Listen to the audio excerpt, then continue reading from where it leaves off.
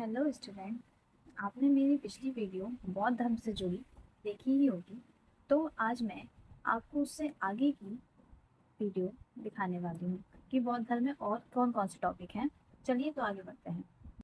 जैसा कि आप लोग जानते हैं कि बौद्ध धर्म के संस्थापक महात्मा बुद्ध थे और इन्हें महात्मा बुद्ध कब कहा गया? जब इन्हें ज्ञान की प्राप्ति हुई तभी से इन्हें महात्मा बुद्ध कहा गया। यानी कि जब इन्हें ज्ञान प्राप्ति के बाद इन्हें महात्मा बुद्ध का दर्जा दिया गया। और बुद्ध शब्द का शाब्दिक अर्थ ज्ञान संपन्न व्यक्ति होता है। जिसके पास ज्ञान की संपत्ति हो वही व्यक्ति बुद्ध कहलाता है। महात्मा बुद्ध ने अपना पहला उपदेश सारनाथ के मृगदा वन में पाली भाषा में अपने 5 साथियों को दिया और इनका पहला जो उपदेश था उसे धर्म चक्र प्रवर्तक कहते हैं। इन्होंने श्रावती में अंगुलीमाल डाकू को शिक्षा तथा वर्षा ऋतु में श्रावती में सर्वाधिक समय गुजारे। अगर आपके क्वेश्चन में ये आता है कि महात्मा बुद्ध ने सबसे ज़्यादा समय कहाँ गुजारा वर्षा ऋतु में, तो आपको श्रावती बताना है। और श्रावती में अंगुलीमाल डाकू था एक, और उसे शिक्षा दी थी गौतम बुद्ध ने। इनके सबसे प्रिय शिष्य 2 थे, एक आनंद और उपाली। महात्मा बुद्ध के चचेरे भाई आनंद थे।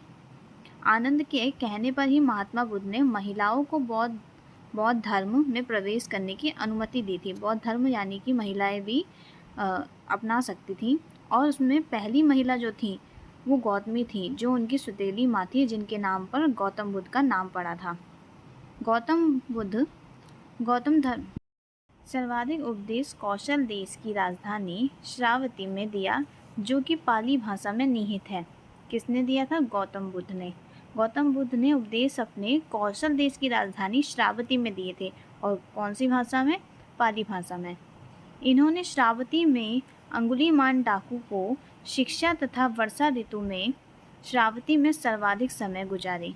इन्होंने श्रावती में ही अंगुलीमाल डाकू नामक गौतम धर्म अपनाने वाला पुरुष, पहला जो पुरुष था वो तपस्वियों और मल्ल था।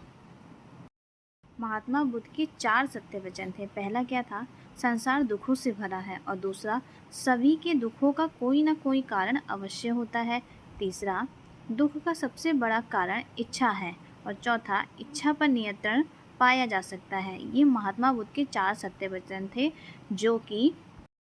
जो कि बौद्ध धर्म अपनाने पर हमें ये सब मानना पड़ता है या फिर अपनाना पड़ता है, ये भी कह सकते हैं आप। गौतम बुद्ध का जो सबसे बड़ा शत्रु था वो देवदत्त था। और वो देवदत्त कौन था? वो उनके ममेरा भाई था या चचेरा भाई, ये भी कह सकते हैं आप, लेकिन वो उनका ममेरा भाई था।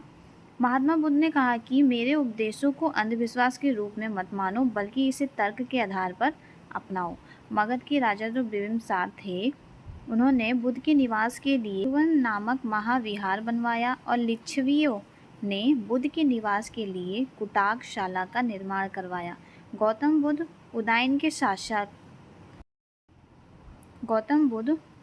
के शासनकाल में कौशाम्बी आए थे।